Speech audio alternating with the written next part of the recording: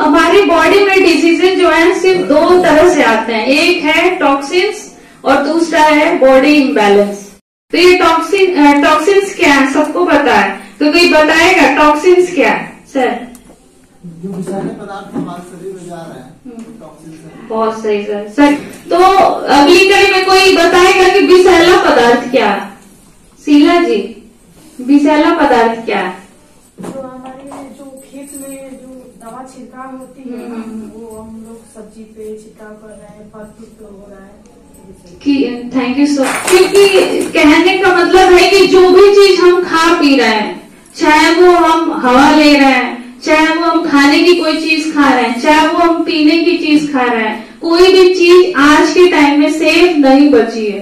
तो कुछ लोग कहते हैं कि हाँ तुमको तो सिर्फ इसकी बातें करनी है तो तुम कहोगी, तो ठीक है मैं इसकी बातें नहीं करती हूँ। आप दुनिया में कोई भी ऐसी चीज लेके आओ with principle, with scientific principle, तब हम आपकी बात मानेंगे।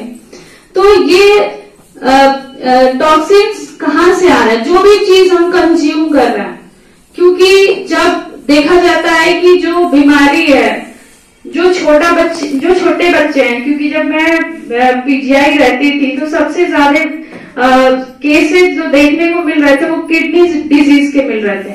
और विद इन जो बच्चे जन्म ले रहे हैं और 10 साल से 12 साल की उम्र के बच्चे सबसे ज्यादा थे। तो जो अभी दुनिया में आए कुछ टाइम हुआ है और उनको इतनी बड़ी सीरियस बीमारी क्या है? किसी बच्चे को दर्द होता है, अल्ट्रासाउंड कराने जाते हैं और दोनों किडनी डैमेज, किडनी है ही नहीं बॉडी में। तो कहीं ना कहीं जब उसका जन्म हुआ होगा उसी समय से ये चीज नहीं रही होगी, बट हमको तब पता चलता है जब सिम्टम आते हैं। कितनी बड़ी चीज है। तो हम जो यूज कर रहे हैं जिसमें पेस्टिसाइड्स है, इंसेक्टिसाइड्स है और भी तमाम तरह के कीटनाशक मिले हुए हैं और कोई भी खा रहा है, तो इसका मतलब कि वो चीज इनडायरेक्टली जा रही है ना उसकी बॉडी में। जो भी हम अनाज खाते हैं इनडायरेक्टली हमारी बॉडी में जा रहा है, हम चाहे नहीं चाहे वो चीज से हम बच नहीं सकते। तो अंदर बॉडी के अंदर भी बहुत सारे केमिकल प्रोसीजर हो रहे हैं, बट उनको भी निकलने के लिए भी कुछ रास्ते, कुछ मीडियम चाहिए ना। तो जब ये टॉक्सिन्स बॉडी से नहीं निकल पाते तभी बॉडी जो हमारी इम्बैलेंस हो जाती है। सारी तरह की जो प्रॉब्लम है बॉडी जो है उसको होम्योस्टेसिस मेंटेन करना चाहिए। यानी कोई भी चीज शरीर के अंदर अगर ऊपर हुई तो भी प्रॉब्लम है, नीचे हुई तो भी प्रॉब्लम, उसको हमेशा इक्वल अमाउंट चाहिए, हमेशा इक्वल अमाउंट चाहिए। अगर इंक्रीज होती है तो भी प्रॉब्लम और डिक्रीज होती है तो भी प्रॉब्लम। तो ये बॉडी को बैलेंस करना बहुत बड़ी चीज है। और जब मैं इसको पढ़ रही थी तो उस समय जो डॉक्टर लिन थे उन्होंने जो गैलोडर्मा जो डीएक्सन का प्राइमरी प्रोडक्ट बना था उसमें फर्स्ट प्रिंसिपल आता है कि हम दो ही चीज पे काम करते हैं। पहला है डिटॉक्सिफिकेशन और दूसरा है बॉडी बैलेंस। तो आप देख रहे हैं प्रॉब्लम भी दो चीजों की वजह से हो रही है और सोल्यूशन भी उन्होंने दो ही चीज को दे दिया। और ये बहुत बड़ी चीज है। दुनिया में कोई भी ऐसी मेडिसिन नहीं है जो एक मेडिसिन खाओ और ये दोनों चीज को कवर कर दे, कोई भी मेडिसिन। क्योंकि बहुत बड़े बड़े डॉक्टर्स खुद इस चीज के बारे में लिखे हैं। और जब अभी भी मेरा लर्निंग फेज है, मैं ये नहीं बोलूंगी कि बहुत कुछ जानती हूँ, लेकिन अब तक जो मैं इतना पढ़ी हूँ और लोगों से पूछी हूँ जो खुद डॉक्टर हैं, वो खुद भी इसके बारे में नहीं बताएंगे कि कोई एक चीज और ये दो बहुत बड़ी चीजों का शरीर में काम कर दे। तो वो चीज मुझे बहुत ज्यादा प्रभावित करता है कि सच में अगर ये दो चीज बैलेंस रहेगी शरीर में तो बीमारी होने का कोई दिक्कत ही नहीं है।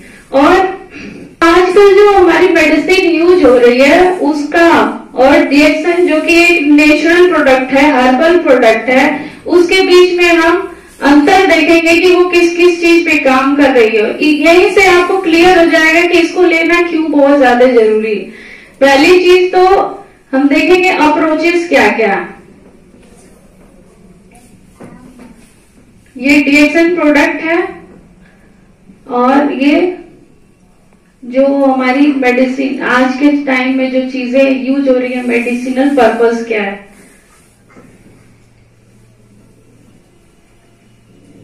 ये फोकस क्या है? होलिस्टिक केयर, और ये सेगमेंटल केयर। दूसरा क्या है? मेथड। ये हेल्थ पे और ये डिजीज पे वर्क करता।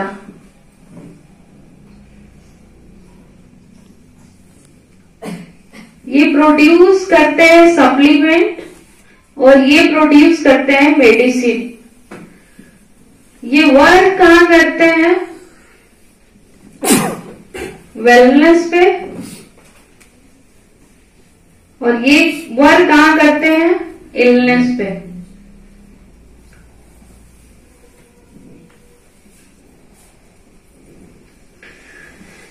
होलिस्टिक केयर में बता दूं कि जो कि नेचुरल हीलिंग एबिलिटी, जिसमें हमारा बॉडी भी काम करता है कि खुद से बीमारी हुई खुद ही सही करके मतलब बॉडी को सही कर देता है, उसको होलिस्टिक केयर कहते हैं। और जो हमारी जो मॉडर्न मेडिसिन इस समय जो यूज होती है वो है सेगमेंटल केयर। यानी अगर हमारी आंख में कुछ प्रॉब्लम है तो हम आई स्पेशलिस्ट के पास जाएंगे, हमारी पेट में कुछ प्रॉब्लम है तो हम गैस्ट्रोलॉजी में जाएंगे, या फिर हार्ट में कुछ प्रॉब्लम है तो हम कार्डियोलॉजिस्ट के पास जाएंगे। यानी जितनी तरह की प्रॉब्लम होगी उतने उतने लोगों के पास जाना पड़ेगा। बट अगर आप मतलब ये चीजें इस्तेमाल करते हैं तो वो डिटॉक्सिफिकेशन और इम्बैलेंस किसी एक चीज के लिए नहीं था, वो पूरी बॉडी पूरी सेल के लिए था।